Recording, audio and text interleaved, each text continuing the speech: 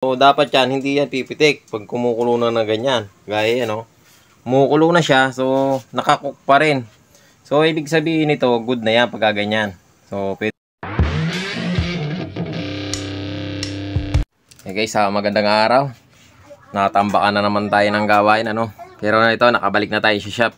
Galing tayo sa bukid. 2 linggo tayong walang upload. So, baka hindi lang yata 2 linggo na nasa bukid tayong tatrabaho, kaya di tayo makagawa dito sa shop. Ngayon ito, may gawain, marami. Pero unahin na natin tong rice cooker. So ayan, meron tayong blender. So ayan, yung blender natin, tapos electric pan, puro electric pan yan. Ayan, saka ito, rice cooker, dami yan. Subwoofer. So meron pa sa labas washing, sa electric pan. So dito muna tayo sa rice cooker, unahin na natin to. Isa-isahin natin para matapos. Ayan, duwe lang tatak. So ayaw daw sabi nung may-ari. Shoutout nga pala sa may-ari nito, kay Ate Jenny Marcos. Shoutout din pala tayo sa mga kapwa natin technician at viewers natin, mga subscriber. Ayan, shoutout sa inyo kay Enting Butingting, kay Kois Repair and Tutorial, shout out sa iyo sir, kay Raiden the Explorer, Soctech TV, Marco Francis 713 Mix Vlog, kay Ortec TV Official, shout out sa iyo sir, kay Electro Gintech, kay West Jojo Tech, Edwin Tech, shout out po kay Master Andy Rabino TV Tech, shout out po Master, kay Jun P Technician, shout out din kay Jamyag TV, Naanatanan TV, Leo Tech, shout out po kay Ate Lynn Abalye, ayan, kay Rudolph Studio, kay Heros Flores Mix Vlog, kay Genie Vibes Vlog, ayan, shout out po kay Ate ito kay Nanay JCG, kay Donato Matias ng Pasay City, Leoda Tech, kay JR Parunga Kalangaray Vlog, shout out po kay Bicolana Kaorangan, shout out kay Poknoy Official, kay Pogings ng Davao City, shout out po kay DJ Remix, at kay Ate Lady Warrior. Ito may sakit po, paki-pray na lang po ng kagalingan niya. Kay Lumaga Vlog, saka kay Taal Habibi Vlog, kay Edgardo Junior Dato, kay Mon TV. Ayan, shoutout po sa inyo. Ito, tuloy na natin tong rice cooker na dual. Ala siyang power. So, sabi nung may-ari, testingin natin siyang i-tester. Siyempre, i-testerin muna natin yung plug. So, ayan ang tester natin. Ayan, naka-plug siya. So, ipipindutin lang natin itong switch. Ito yun ito pinaka-switch niya. Pag tinimid to, dapat sisindi siya o magkakaroon siya ng response sa tester, So wala, ayan So hindi gumagalaw yung tester natin kahit pinipindot ko na siya. At ang problema pa nito pala, ito napansin ko ngayon, kapag dinidiin natin, kahit meron na siyang kaldero sa ibabaw o na nakasalang na kaldero, ayan, may nakasalang na, pag binaba mo yan, ayaw bumaba, ayun, bumaba siya. Kaya lang pahirapan pa talaga.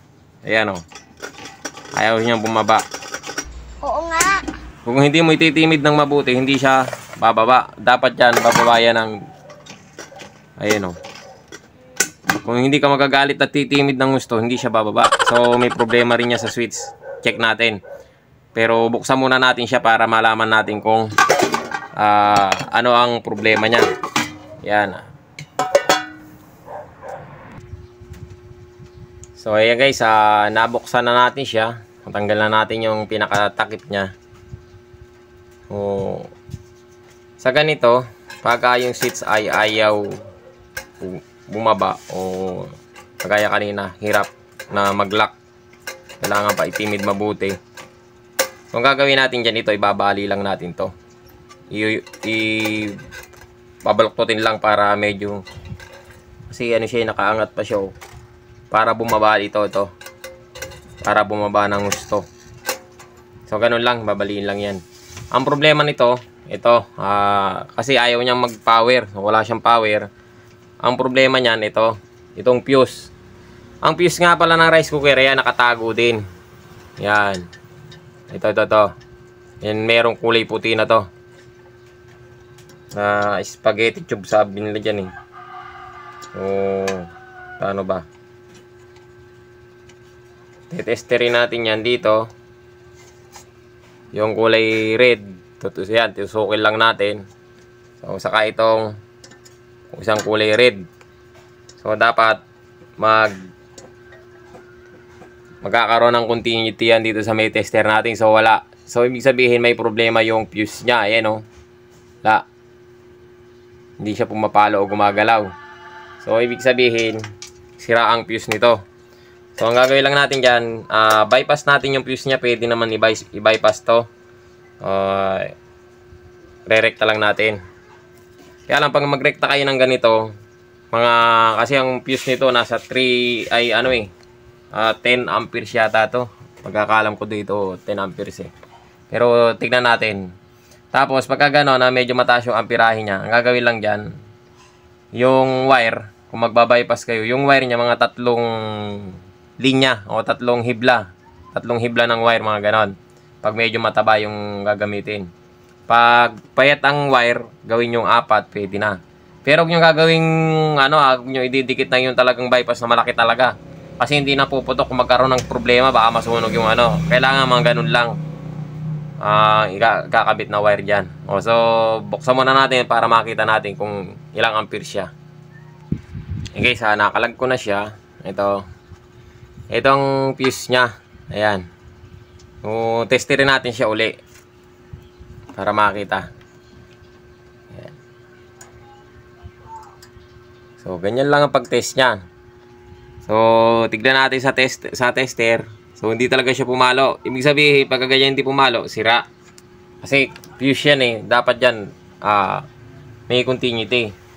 Kung gagawin lang natin dyan, tali lang tayo kakatikat lang natin yung wire dito, saka dito. Ganun lang. Okay guys, nakakuha na tayo ng wire. Ito. Bali, 3 hibla ng wire ang gagamitin natin. Ayan. Pwede na to 3. Ayan o, 3 hibla. So, pag papalipitin lang to, tapos ilalagay lang dito. So, pakita ko na lang sa inyo mamaya pag naikabit ko na. Ayan, natapos na natin ikabit o ipulupot. Ayan na siya, makikita ninyo, nakapulupot na. Ayan. So, ganyan lang. Tapos, kakabit lang natin tong spaghetti tube. Ayan. So, ganyan lang. Tapos, ibabalik lang natin. Saka natin testingin. Babalik ko lang dito. Walang maghahawak sa camera natin. So, lalagay lang natin yung niya. Pupulupot lang natin uli rito. Hindi naman kasi pwedeng hinangin to kasi pag hininang mo yan, matatanggal din. Kasi umiinit. So, lang yan, lalagyan lang siya ng ganito. Pupulupot lang dyan. Guys, naikabit ko na yung wire nya. Ayan, naiayos na natin. So, ito pa, sinasabi ko sa inyo na mabaloktot So, ayan, binaloktot ko na. Yung makikita nyo, medyo baloktot siya. Hindi lang nagpo-focus yung camera natin. So, ayan, mapapansin, nakabaloktot. Medyo baloktot siya. Para nun, pag tinimid natin yung switch, pag tumimid tayo, bumababa kaagad to. Ito. Galing ha? At madali na siya mapipindot niyan. So, testingin natin. Ikabit natin yung takip saka natin testingin. Lagyan din natin to ng tubig, no, itong pinakakuan niya para nun pagka tinesting natin siyang pinagana, kapag kumulo at hindi pumitik, so okay siya. So kakabit ko lang yung takip. Ayan, testingin na natin siya. Meron na akong nilagay na tubig. Ayan, lagay na tayo ng tubig. Kailangan dyan kukulo yan na, kasi yung iba pag kumulo na, pumipitik na dito. So dapat hindi siya pipitik, pakukuluin mo siya. Sige na, ang tagal mo eh. So ayan, testingin natin. So ayan, yan naman, pagkapindot natin at timano, nag-cook na siya. Hindi na nahihirapan na naglalak tong switch, no? Magaling ka eh. Testingin lang natin. Antayin natin siya, tapos kung kukulo ba siya nang hindi siya pipitik. Okay guys, kumukulo na siya. Ayun, ang bilis. So iniwan kasi natin siya, kinat natin yung video. So may pagbalik natin kasi medyo matagal-tagal din pagkaantay natin. Hahaba yung video natin. So ayan, binalikan ko siya. Kumukulo na. So dapat yan, hindi yan pipitik pag kumukulo na ganyan. Gaya yan, no? Kumukulo na siya, so nakakook pa rin. So ibig sabihin nito, good na yan pag ganyan.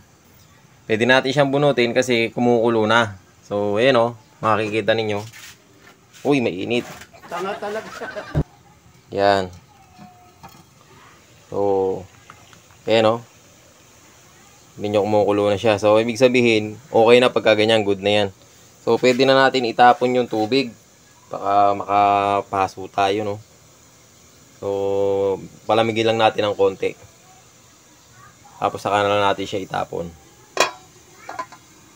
Yan guys, ganyan lang siya kasimple mag-repair ng rice cooker na walang power. So, pwede nyo siyang i-bypass. Ngayon, kung ayaw nyo i-bypass, pwede naman na palitan siya ng fuse. Tignan nyo lang yung kung merong malapit na bilihan sa inyo ng fuse ng ganito, rice cooker. Pwede nyo siyang bilihan, tanggalin nyo yung sample, pakita ninyo. So ayan guys, sana nakatulong sa inyo ang video na to at maraming salamat sa panonood.